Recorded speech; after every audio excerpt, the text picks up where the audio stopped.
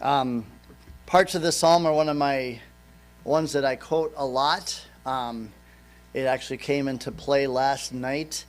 As I have shared with you, I still have pretty bad dreams, at least on a once-a-month basis, where I have a hard time going back to sleep. You'll probably laugh at the one that I had last night, but because I run elections, it is something that was rather fearful. So in my dream, for some strange reason, the ballots that we had for this April election were carbon 5 copy ones. So you had the cards one on the top, and then you had the pink and the yellow and the blue and the whatever colors. And the absentee ballots I was trying to feed through the machine all in one pack, and they kept jamming. And I got real flustered thinking, well, that's because they're 4 pieces together and need to separate them. So then I started separating them and running them, the 4 ballots instead of the one. And then my deputy, who runs most of the election stuff, came running out and just started screaming at me like, "What are you doing? You stupid! Are you getting old? Why can't you remember? We basically were going to be way off with the count." And so just so you know, you don't have carbon copies of the ballots. But I woke up with that and just really had a hard time going back to sleep. Because it probably then, this is not that big of a deal of an election, but there's a lot of scrutiny going on because of with our Supreme Court justice, it's an important election because if Kelly loses, we're going to have the liberals will have the control of the court. But anyway, you may think that was a funny dream, but I had a hard time going back to sleep. And of course, I remembered, this as we're going to go through Psalm 3, the verse that really helps me that I just continue to read is verse 5. I laid me down and slept. I awaked to look for the Lord sustained me. Even when I was a kid as a non-believer, but being raised in a church-going family, when I would have these bad dreams that I couldn't go back to sleep and would wake up my mom, she always had me just continue to quote the Lord's Prayer until I was able to go back to sleep.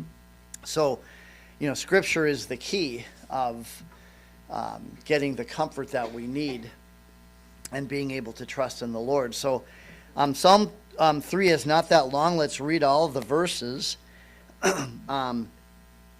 It says, "The Lord helps his troubled people, a psalm of David when he fled from Absalom his son. Lord, how they have increased who trouble me. Many are they who rise up against me. Many are they who say of me, there is no help for him in God. Selah. But you, O Lord, are a shield for me, my glory and the one who lifts up my head. I cried to the Lord with my voice, and he heard me from his holy hill. I laid down and slept. I awoke, for the Lord sustained me. I will not be afraid of 10,000s of people who have set themselves against me round about. Arise, O Lord, save me, O my God, for you have struck all my enemies on the cheekbone. You have broken the teeth of the ungodly. Salvation belongs to the Lord. Your blessing is upon your people." Some other things that actually, I think yesterday just must have been a bad day, but this whole week has been a bad day. Not bad in the sense of catastrophes, but because I let things affect me, there's definitely something wrong with my mind because I feel like everything is my fault. So here's another thing that I was made aware of this week. The church that I pastored at Lodi had been there for 16 years, and then they had 2 years where they had an interim pastor from Maranatha, and then they had a guy that was there for about 14 years, and then he retired in the end of June after 14 years, so I really felt like I could let go of the Lodi church. They actually had somebody that was preparing to take his place. So they literally went from Hoffley's last day, the end of June, to July 1st, this new guy. So they had no delay at all, which was really, really a good thing. But I was informed this week that he resigned after only 9 months at Lodi. So that started making me feel guilty about the whole thing. Like it's, and it's not that it's my guilt. It would really crush me if that church ever closed. And I'm sure the same thing would happen here with what Ray and Tiffany and all you folks have done, but under their leadership, to see that kind of an effort made and have it not be able to be sustained. And they did ask me to come and help them, so I'm actually going once a month to Lodi 2, which is not so bad. It's a long drive, but because our daughter lives in Lake Mills, then we can stay overnight. It's only like a 50-minute drive, or 40-minute drive to get there. But the burden of that, because the one guy that messaged me, I could just tell the hurt in his, he's one of the original 3 families that we had. 2 of those original 3 families still are alive and live in the area. And so that was burdened my heart all this week. And then yesterday, when we were down in visiting with all the grandkids for 2 of the birthdays of the 7,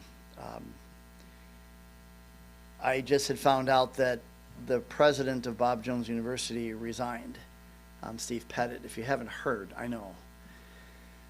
And the grievous thing to me, which is, I'm sure that affected my sleep, because I care. I was at Bob Jones for 3.5 years for undergrad, 3 years for a grad degree, and Shelley and I were both on staff there for 3+ years.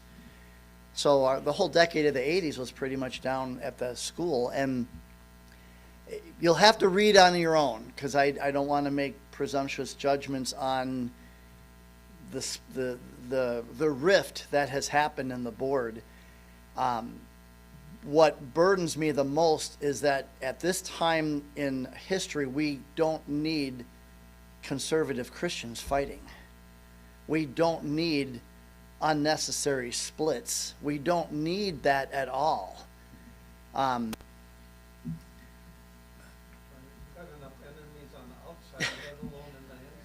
Yeah, and they're good. They're just looking at this at total ridicule, which, I mean, I know the news just came out apparently yesterday or Friday. I don't remember. And again, there's 2 sides of every story, but this is a real concern because the attendance at Bob Jones has gone down quite a bit since we were there. They had the biggest enrollment when we were down there at 6,300 students, and I think they were down below 4,000. And if half the people who liked the direction that Steve Pettit were going are going to leave, I don't know that. I'm just saying this just sounds like something that should never have been made public, and somehow believers need to get to work things out. And Pillsbury Baptist Bible College closed. Northland has closed. Maranatha's still running around 700-ish is by my understanding, but I mean, we're losing the good conservative Bible college. I can't tell you how many Christian schools have closed, in the years that we've been up here. And yeah, thankfully now with the voucher program, I mean, Bay City's now quadrupled their enrollment. But a lot of the schools, I mean, depending on if you want to go that direction or not, but there's been at least half a dozen Christian schools in Wisconsin that have closed. So those burden me. Is it my fault that something happened at Bob Jones? Obviously not, but there's something in my personality that makes it burdens me immensely. It really does. And so when I have any kind of burdens, I have a hard time sleeping. So this psalm really is a big help to me. And it still sometimes takes a half hour to go through the verses that give me the peace to be able to go, back to sleep. So, but that's why this week has been just kind of really, really, really rough, I feel. Here it is, Easter, Palm Sunday weekend, and then have this thing with what happened at Bob Jones. It's just, so anyway, let's go on. Why did David have this psalm become part of inspiration? What part of David's life is this? Well, the headers of some of the psalms give us the background as to where and why this psalm was written. So it says, a psalm of David when he fled from Absalom, his son. Okay, so David's history of his life, a lot of this we know from hopefully going from memory, but he was probably a teenager when he fought Goliath under King Saul's leadership. Saul didn't like when they came back from the battle and they were saying Saul has slain his thousands and David his 10,000s. And Saul got jealous and feared for the kingdom. And so then he persecutes David, tries to kill him. David is trusting the Lord so much, even saying, I will not lay my hand up against the Lord's anointed. And, saying, God, I'm not going to be the one that kills him. And then Saul does, finally die, and then David becomes king. And then things are going really, really well in David's life, and then he gets too casual in his walk with God, and he has the sin with adultery with Bathsheba, and then committing murder by basically doing a military withdrawal, and poor Uriah's not given that message, and Uriah dies. So David basically murdered Uriah. And then when Nathan the prophet comes, and he gives the parable about the neighbor with the one sheep versus the wealthy guy that had all of them, and the wealthy guy took the neighbor's one sheep that was like a son or a daughter to him. And David, in his righteous anger, says that wealthy man should be put to death and then pay fourfold. I guess I hoped he was going to pay his fourfold before he was put to death. But then when Nathan says, thou art the man, and then gives him that whole spiel about that the nations know what's going on, Jehovah God's being laughed at, and David under conviction says, I've sinned against the Lord, and Nathan the prophet says, you won't die, but the child is going to die, and then your kingdom's going to be taken from you. You're going to be put in exile for a while. And it's Absalom that rebels and throws David off the throne. So it'd be bad enough if you were a king and you get forced exile because of a natural enemy, but when it's your own flesh and blood, can you imagine the burden that David's going through? So that's the background of this psalm, is that it's a psalm when David has fled from Absalom, his son. And I don't know, maybe some of you are here that have had rebellious children. I mean, one of our kids went through a period of rebellion. We have a good relationship with our kids, but I do have one that is politically and faith-wise is not where I'd like to see them at. And that's a burden too, that we take with us. But I don't have one that has rebelled. But another burden, during our birthday party celebration yesterday, Shelley's brother called. He lives out in Idaho. He loves the pastor and the church that is in Sandpoint, and he just told me that pastor was basically, he had no choice, but he had to leave because he had a rebellious teenage kid, and although they were trying to deal with it, it made people in the church uncomfortable. And Galen, her brother, was even saying, like, boy, what do you do? The kid needs to be in church because he needs to get the spiritual influence.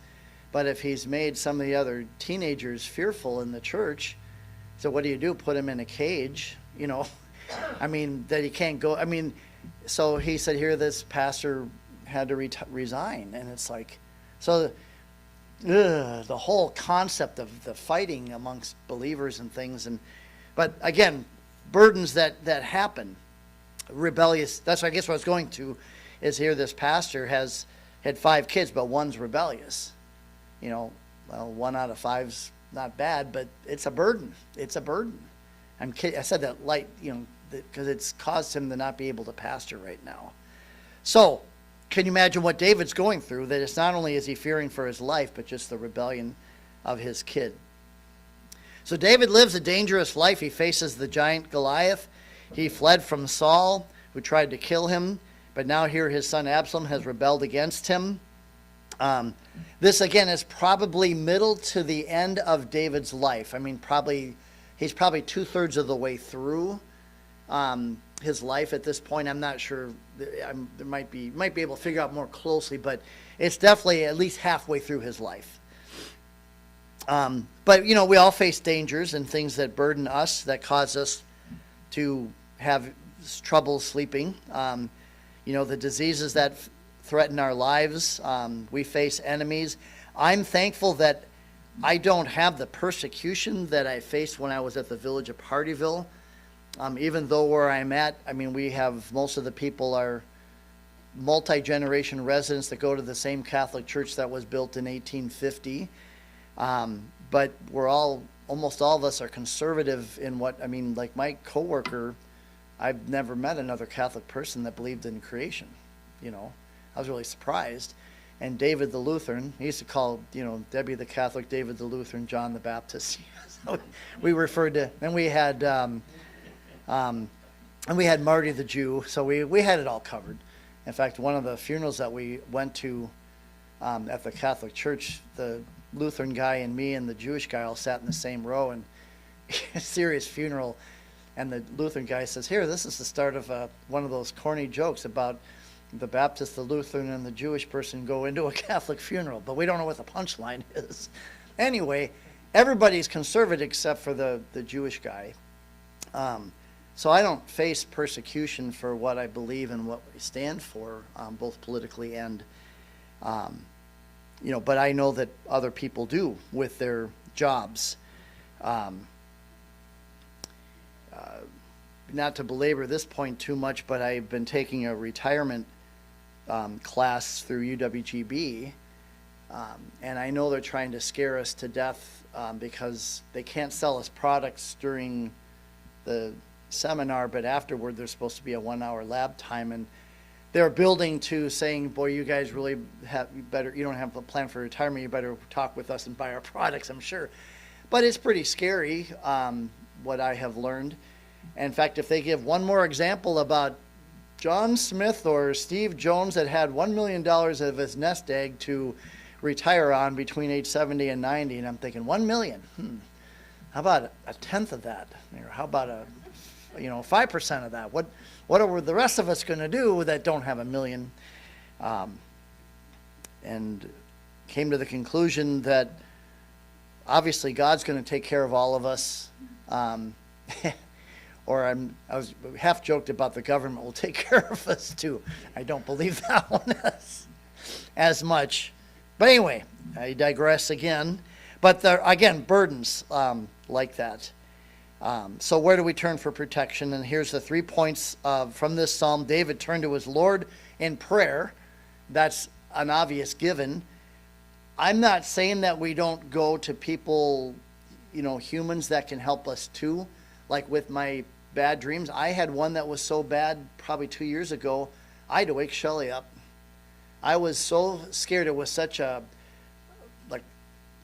awful scary that I had to wake her up and just get some comfort from someone. I heard a little girl say, Mom said, "You got to keep trusting, God, pray to Jesus." And the girl says, "Yeah, I know that, but right now I need someone with skin on." And sometimes even us adults, we need someone with skin on. I like to hug people. I like that communion, the touch, the sight, the hearing, but also the hugging, the touching.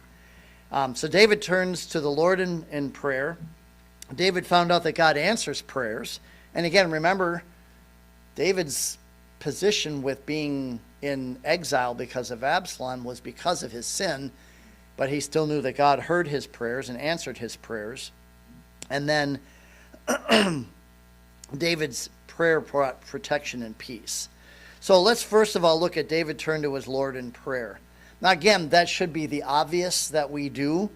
There are so many Bible verses that give us that same reminder or command.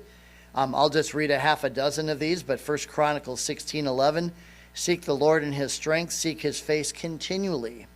Psalm 32 verse 6, "For this shall every man that is godly pray unto thee in a time when thou mayest be found." Boy, that's a whole message on its own right about, sometimes we've used this passage when we witness to people that you ought to turn to God when, God can be found, because I've known many people that were under conviction and then they didn't respond to God, and then conviction was taken away. And it's as if, God never gives up on anybody, but when his hand of conviction leaves, it's almost like he's not there. Didn't that happen with King Saul too? When he sought guidance for one, and it says he didn't even know that the Spirit of the Lord, or that God had departed from him. I think I'm kind of paraphrasing. Psalm 4 verse 3, but know that the Lord has set apart him that is godly for himself. The Lord will hear when I call unto him. Psalm 18 verse 6, in my distress I called upon the Lord and cried unto my God. He heard my voice out of his temple, and my cry came before him. In my distress. So if you're a lot like me, and maybe you're not, maybe you handle things a lot better and are able to just let it go off like water off a duck's back. Nothing bothers you. Here, another little bit of a rabbit trail. I'll be totally honest with you, but like this whole situation with Trump and the Republican Party, again, it's a rift and huge division. I did not vote for Trump in the primary, but I voted for him in the general election, and I feel I'm kind of in the same boat today. But what they're doing, what's going to happen this week, there's not only a rift between the liberals and the conservatives, but there's a rift in the conservatives, and distress. It doesn't affect some of you, but it really does to me. I almost just can't listen to the news anymore, and just be completely blind to what's going on. But distress covers just about every affliction that we have. Psalm 34, verse 17, 18, the righteous cry in the Lord. So it's a pretty obvious thing that we need to turn to the Lord in prayer. Again, nothing wrong with having people with skin on, but it's nice, God's there, because every once in a while there's not someone there with skin. And yeah, we all have cell phones and we can call people, but I'm sure none of you would have probably appreciated me calling you at 2 a.m. Sorry, I had a really bad dream about ballots with copies of them, and they kept jamming the machine, and I counted 5 ballots per one. I'm sure you wouldn't have appreciated that, right? Maybe you would have. You would have laughed. I said, boy, why is this guy preaching at our church? He's got mental problems, big time. Okay, so this troubled father turned to his heavenly Father, said, Lord, how they increase that trouble me. And again, can you imagine, I think one of the worst things about what David probably went through is the continual reminder of his huge failure. Now, I know that God's supposed to forgive, and as we forgive, we're supposed to try to forget, but we don't forget the times that when bad things have happened to us, especially when they are because of our fault. So even can you imagine this? Even though the child died that he had with Bathsheba, he's still married to Bathsheba. In my mind, every day you look at Bathsheba, you got to remember, oh yeah, I killed her husband. How do you forget something like that? That burden that you would continually be in front of you, and the fact that that are increased to trouble. It's not just Absalom's rebellion, but again, when Nathan the prophet said, basically in a nutshell, paraphrasing, the heathen nations are blaspheming God because of you.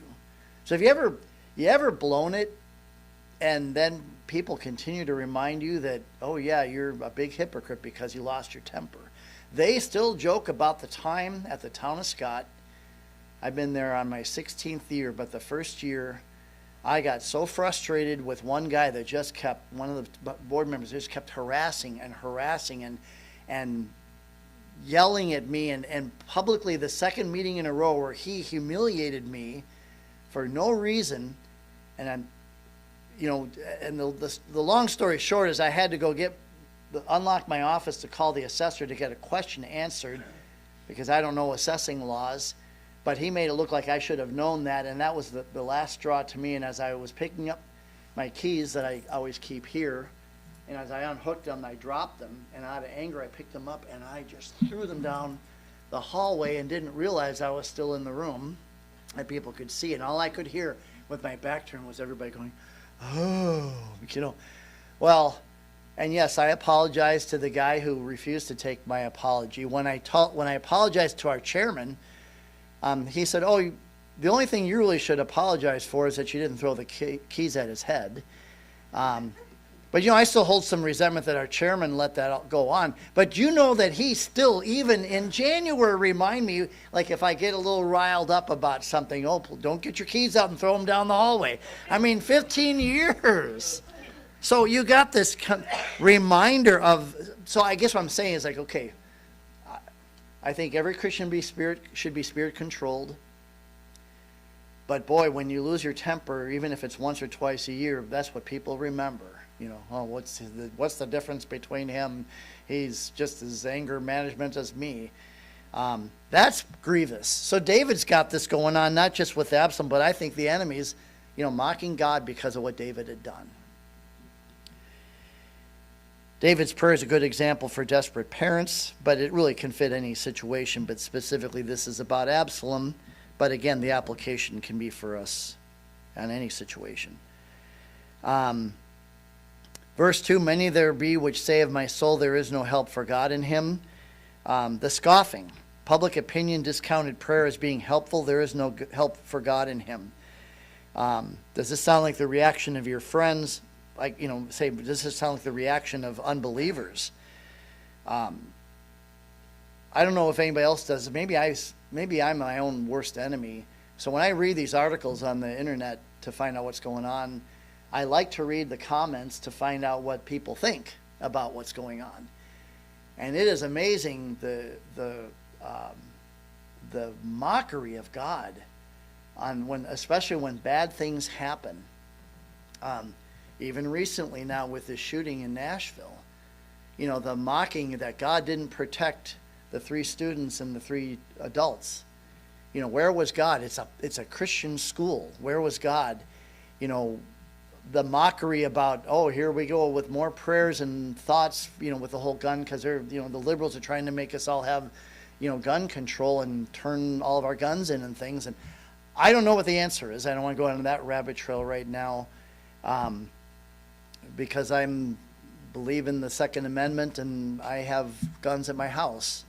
But it's the mockery when bad things, you hear about how many times where people leave their kids in the car that die from heat stroke, and the mockery, like, where was God to protect this poor kid, and those are hard questions for us to answer, because I'm not the mind of God. I don't pretend to know 1/1,000,000th of the plan of God, but it makes it hard. Scoffers. So that's really hard when there's scoffing like that. 9/11, I know that was a long time ago, but basically the radical Islamic people killed, thousands of innocent people, whether they were Christian or, non-Christian. They were Americans. But why didn't the God of the Bible stop that? Those are hard questions. I still remember George Bush and then especially Billy Graham, even on that one, saying, I don't know the mind of God. All I can do is trust him. But that answer doesn't go real well with scoffers. So scoffing is a burden. But David saw that the Lord as his shield and his protector. But thou, O Lord, art a shield for me. And he tuned out the doubters and believed in God. Now, if God's the shield, of course, we don't have that kind of warfare anymore. But, you have to remember how it was with, before the firearms, that, shield was their protection. Sometimes those shields were really big and heavy, and they were used more for, like, defense. And some were a lot smaller to use as they were in the offense, that they were able to stop, someone slashing with a sword. But the idea is if God's the shield, he's the protector. So the image is there for us, regardless of what technology there is. It was a long time ago. Wasn't it Reagan that was trying to come up with the Star Wars concept of satellites? I don't know whatever happened with that. The whole Star Wars thing was kind of a cool concept. But, otherwise the only shields we have is just with radar and knowing if there's going to be an attack, that we got to do something about it. We have anti-missile and land-to-air missiles and things, but the shield, just get the idea with the shield. So the Bible uses the concept of God being a shield numerous times. Here's just 4 other verses. Genesis 15:1, fear not, Abram, I am thy shield and thy exceeding great reward. Deuteronomy 33:29, Happy art thou, O Israel, who is like unto thee, O people saved by the Lord, the shield of thy help, and who is the sword of thy excellency. Psalm 33:20, our soul waiteth for the Lord, he is our help and our shield. The Lord God is the sun and shield. So there's lots of those verses that remind us of that.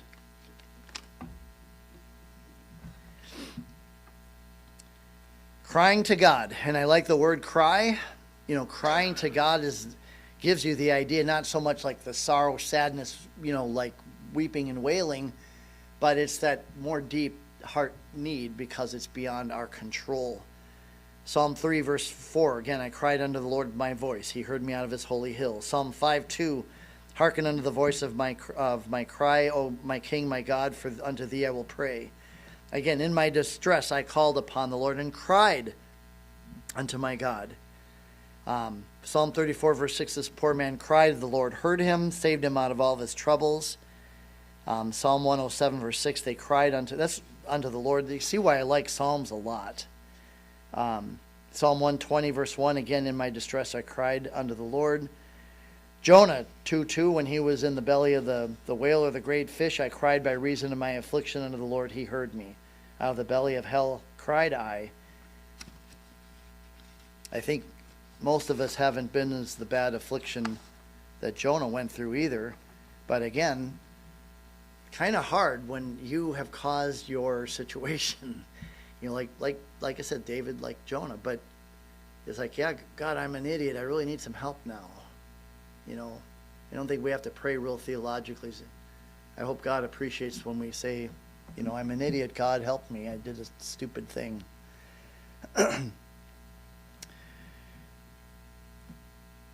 The concept of prayer. God gave Moses the ability to do lots of miracles through the staff, but it does say that he prayed and the Red Sea opened. Joshua knew the plan for the walls of Jericho to fall down, but he prayed and the walls fell down.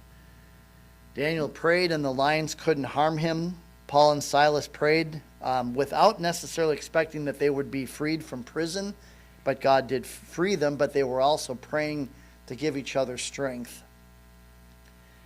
Keep on praying. God hears and will answer in his time. And I highlighted that or underlined that about in his time. That's probably one of the hardest things. I don't think God does this on purpose, but we have to, again, say that it's in God's time that prayers are answered or that we see action. God hears us. We know he hears us, but the answer sometimes there is a delay. And maybe the delay is because God wants to see if our faith is strong. There might be other reasons why there's a delay. But none of us like to wait. But that's why I say God hears and will answer in his time. And again, some of these are the same verses that we've read. But God hears our voices.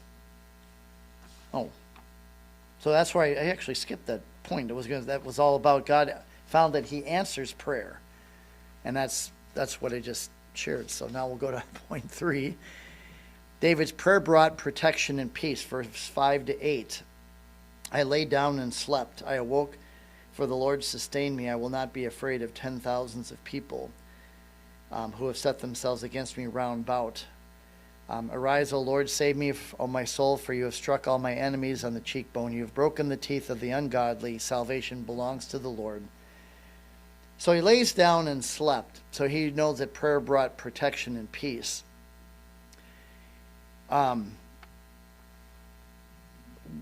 We have, every once in a while, out of necessity, have stayed in hotels in some shady parts of town. And I've always felt bad for that because I'm feeling responsible for Shelley in these cases. Or the one time was with our daughter Michelle when we went down. She wanted to go to Bob Jones for the art program, and we stayed in a Motel 6. And my recollection of Greenville was it's a pretty wholesome, godly place. So I did not realize how much things had changed. And we stayed in a Motel 6, and I'm thinking, oh, this looks really, really shady. And there was an adult entertainment place about 3 blocks away, and fenced parking lot, and I asked the guys we're checking in, because at this point there's nowhere else to stay. And, is our stuff okay in the car, or should we bring it in? Oh, we have a full-time security guard that patrols the parking lot all night long to protect the vehicles and the doors and stuff. It's like, oh, yeah, that gave me less comfort now. But it was still hard for me to sleep because I had Michelle with me, so I felt responsible to her. I don't feel it so much for me. Shelley and I once went to Mackinac Island, and we stayed, because it's really expensive to stay on Mackinac Island. We stayed in Manistee, and there's some kind of divey hotels along the lakeshore there, because and again, I ride motorcycle, and some of you do too, but there's a lot of bikers that bike around Lake Superior, or Michigan. And we stayed in a hotel that was pretty shady, and so were the people in it. And I don't know how well Shelley slept, and because of her anxiety, I don't think I slept real well either. Sometimes it isn't easy to lay down and sleep. Again, can you imagine as King David, knowing that Absalom and his buddies they're not just satisfied that he's off the throne, they want to put David to death. I mean, look at through history, every time there's been a succession in the monarchy before the modern times, that when a new king or new queen comes in, many cases they try to put to death anybody that is potentially the next in succession for the throne, because they're afraid, well, look at what King Herod did. Well, I'm going to put all the babies to death in Bethlehem because I'm afraid for my kingdom, and he wasn't going to live that much longer anyway. So the idea about sleeping when you know someone is out to kill you is hard. Spurgeon wrote, David reclined his head on the bosom of his God, slept happily beneath the wing of providence in sweet security, and then awoke in safety. I think it might not have been Spurgeon, I can't remember, but somebody did a pretty flowery imagery of Daniel in the lion's den, with using the lion as a pillow, and some of them sleeping on his side to give him the warmth and the comfort and things. Imagery, I like the picture of that, because obviously Daniel trusted that either God was going to spare his life or that God was with him either way. But it's just awesome when you think about that ability. Peter was in prison, I think, with the 7 days, and on that seventh day the king was going to put him to death. And when the angel of the Lord came to get Peter to escape, he was sleeping. Wow, I wish I could sleep like that. But David did find that prayer brought protection and peace. And, somehow David knew that God still had a plan and a purpose for him the rest of the way through. It's, again, either that or as that guy that used to teach Sunday school at the Lodi Church, we as believers have to get off the concept that death is the worst thing that can happen to the believer, because it's really not. Absent from the body, present with the Lord. Do we like, unrighteous deaths? Do we like premature deaths?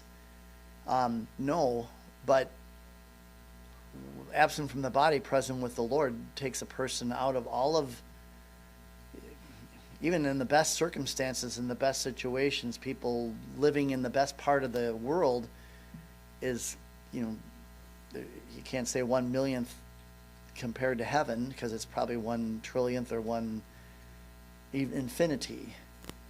One of the kids at Utica Christian School, that girl went to school with our kids, she married a guy that was older than she was, but he just died of cancer 2 weeks ago. And she's got a couple of elementary school kids.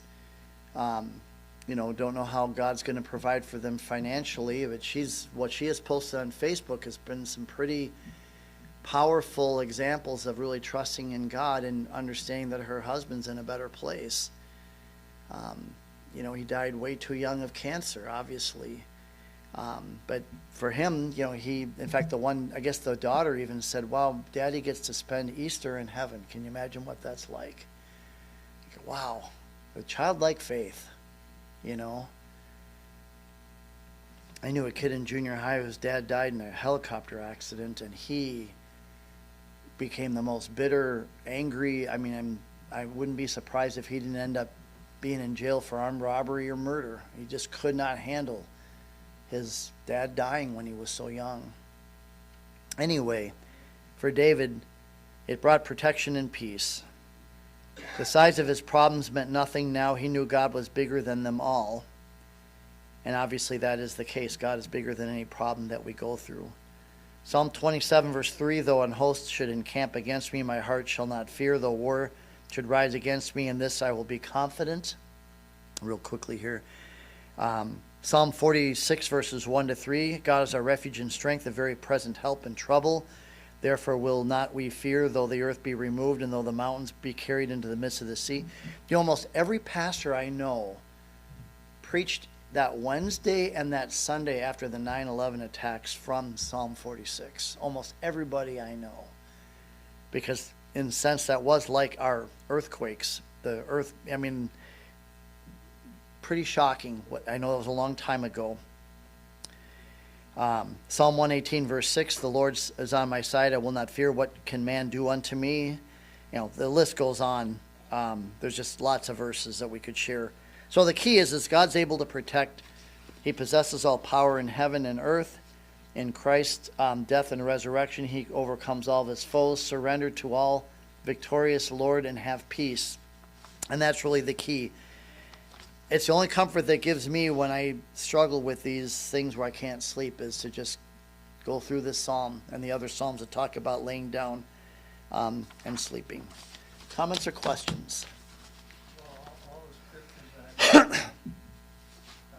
read, definitely a lot of people can be comforted by them. And, you know, as things increase, as we've seen that things increase in this, especially in the United States, the Lord, they have increased in trouble me. You know, personally, we haven't been, a lot of us haven't been troubled. If we were a well-known person, they've probably been personally troubled by the world.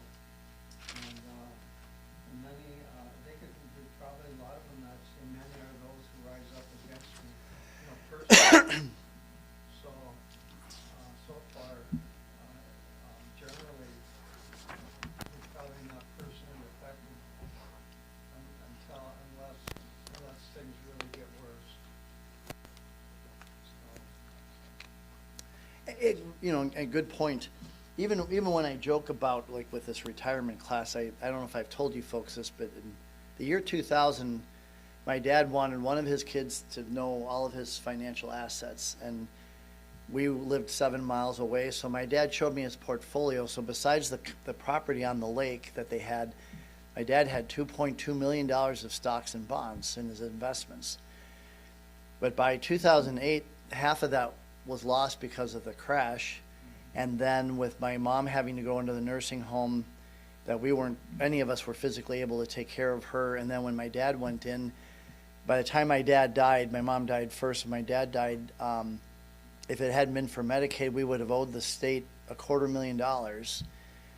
So he lost everything plus. So I was never banking on the inheritance. Like, okay, I'm gonna not have to worry about retirement. I just can't believe how fast. So I like to say, well, if my dad had 2.2 million and he had nothing left when he died, there won't ever be enough. So I guess I have to trust either way, because I'm never. But it's just funny about what people can trust in too. You know, and troubles come. You think my dad really thought that he was pretty well set. So, anyone else? All right, we'll give you 10 minutes break, and hope that gives you enough time to practice. It's funny, I was actually going to volunteer to sing special music, and then I forgot. Oh yeah, this is the church that has so many